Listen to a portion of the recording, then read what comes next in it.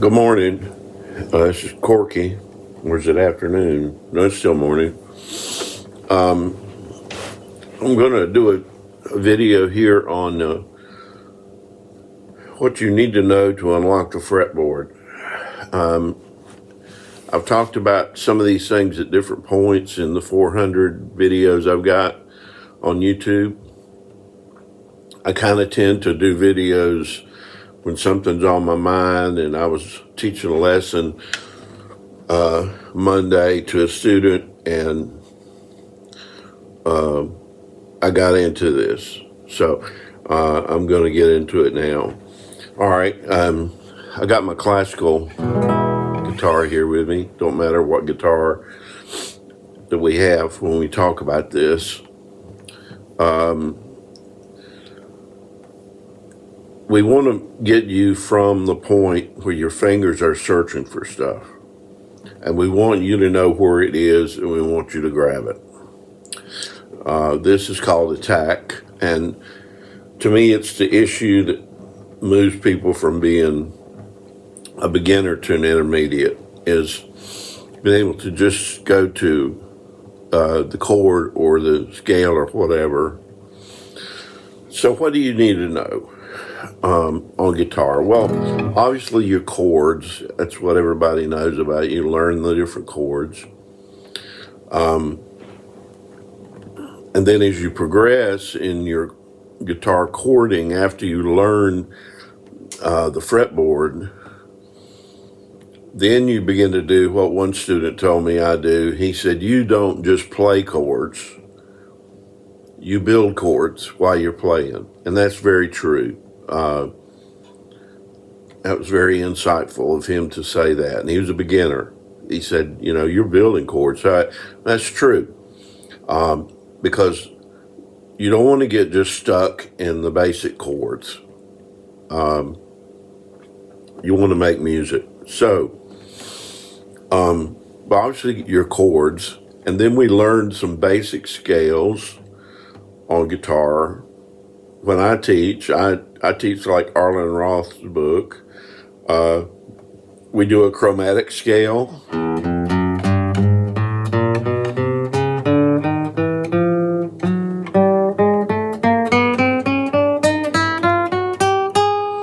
If you notice, I'm walking those notes. That's a whole thing you need to learn. You don't want to be going,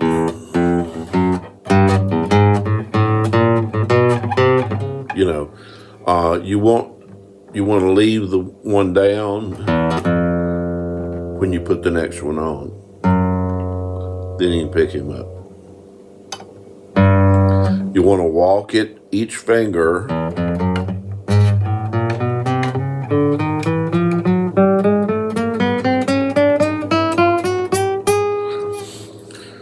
What the chromatic scale teaches you is one thing that you need to know to unlock the fretboard, and that is just the name of the notes on the fretboard. For example, this is E, then it's F, and then we get to sharps and flats.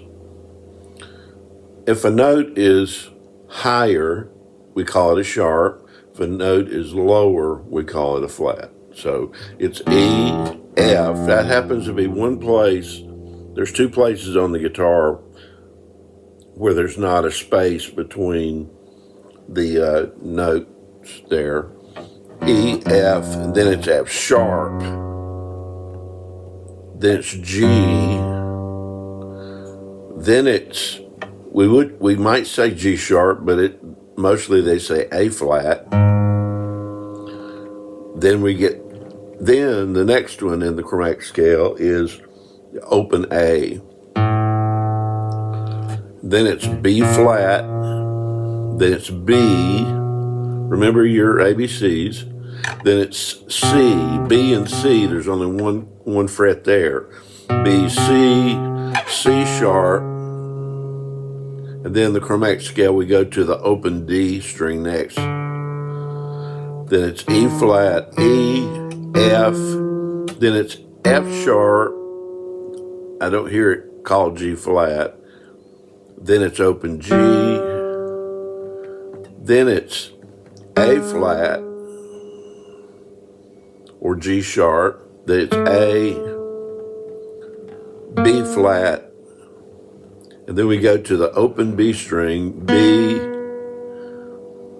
then it's C, C sharp, D, E flat, and then open E, F, F sharp, G, A flat.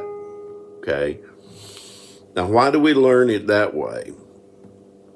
Well, for open playing, like open scales, for example, this G scale utilizes open strings. So I could go,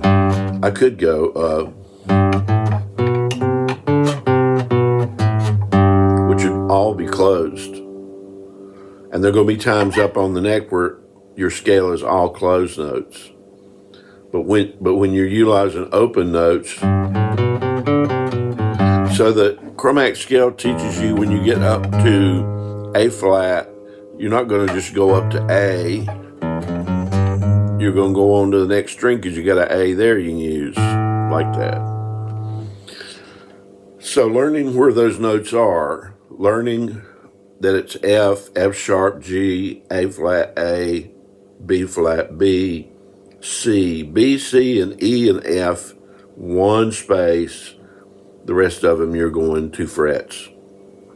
So learning where those notes are, so that if I'm later when I'm soloing, I want to hit a C note, I just know that there's a C note there. I know there's one here.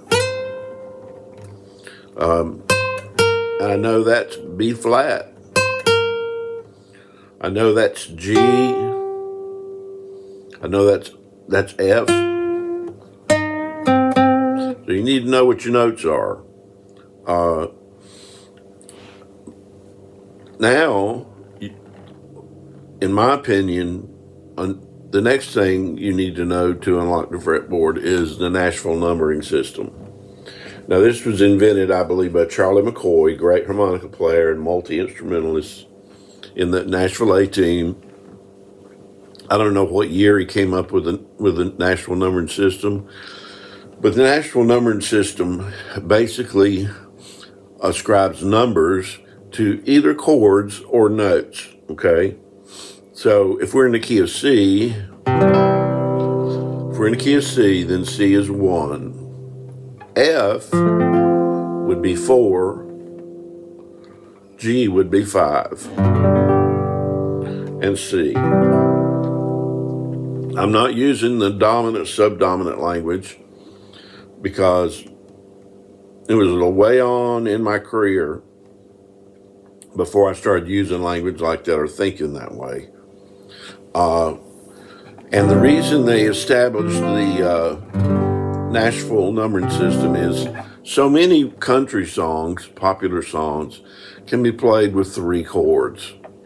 And so the 1, the 4, and the 5 is the 3 chords in the truth. So if you learn that, now there are other numbers in there. So if we were charting a song in the Nashville numbering system, we're in the key of C, and then it had a 2, well, we know that would be a D, okay? Because, as I'm getting ready to tell you, the Nashville numbering system is a good way to learn the scales.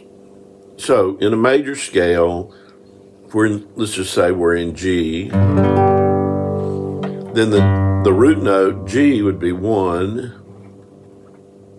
A would be 2, here's the 3rd. So in a harmony, you hear that harmony of that in a major scale, the 3rd. 1, 2, 3. Then here's 4, C. We already told you that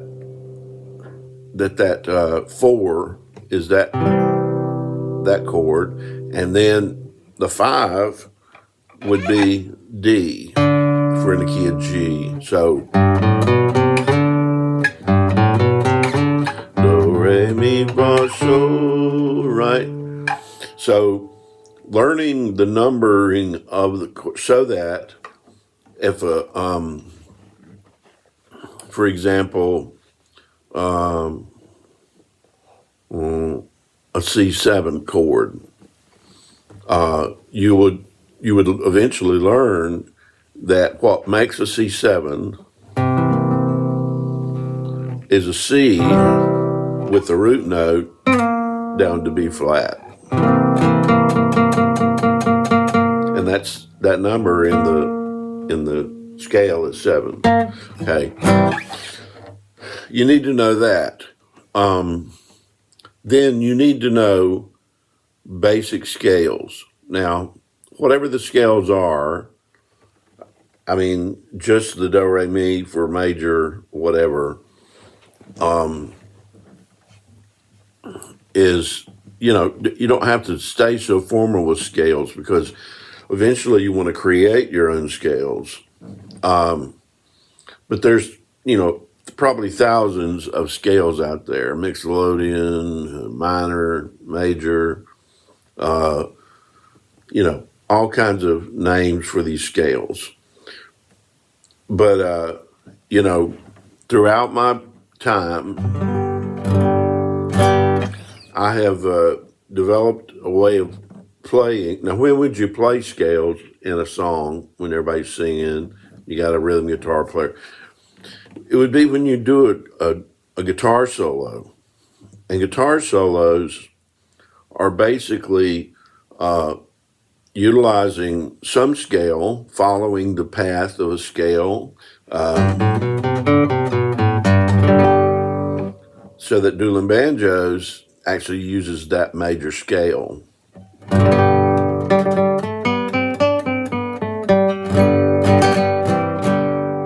Then he goes. So that solo in dueling banjos utilizes just the basic major scale, okay? Then there are minor scales, okay?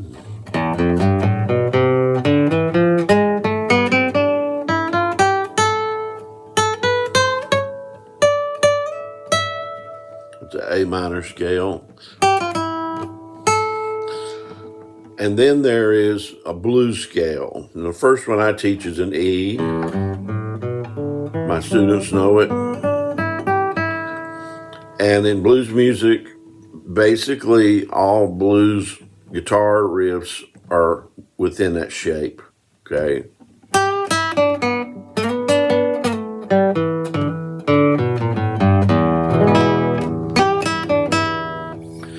So what distinguishes blues is the flatted third. So I told you, if we're in the key of E,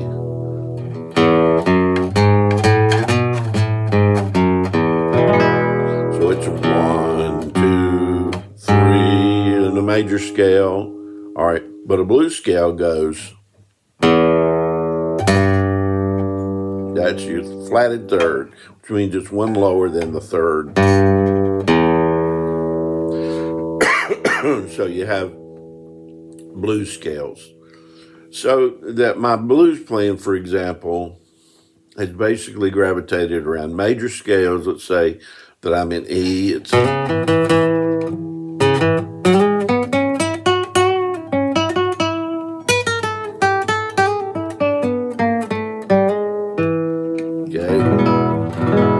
Major scale.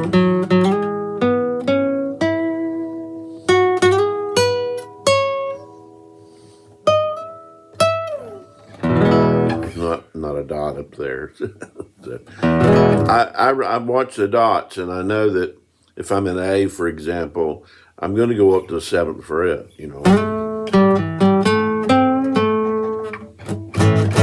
With that bar chord, it's another thing to locate you in the fretboard is once you learn bar chords, F, G, A, B, C, D, then that gives you locations, for example, A in the 5th fret or G in the 3rd fret, and you can, whether you're a bass player or a guitar player, find And used to hear John Lennon when the Beatles would first go on stage, and he would do that right there. He would go, see if he's in tune. And you'd see John, a big part of his home key was a bar chord. And he had that Rickenbacker, which had that small scale, so he was able to just, locate stuff.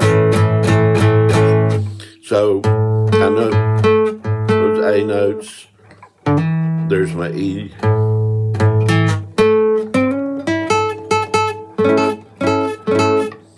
So that's another way that I locate things, and the shapes is a term that they use these days.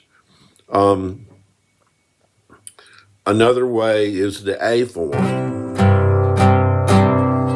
and probably this follows along with this stuff they're talking about now, cage theory on guitar. You can go learn about that from all the young guys. I don't really go with the cage thing, but I know what they're saying, and what they're saying is there are scales that follow the shape, say, of an A,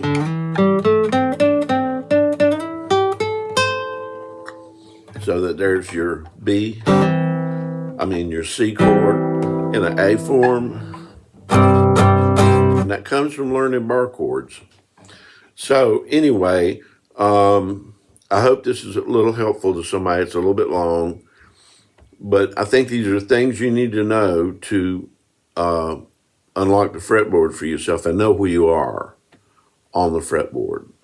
Beginners, they know where they are down here. They've not been up here, and they're not realizing where they are in the scales and stuff. So hope that's helpful. Y'all have a good day.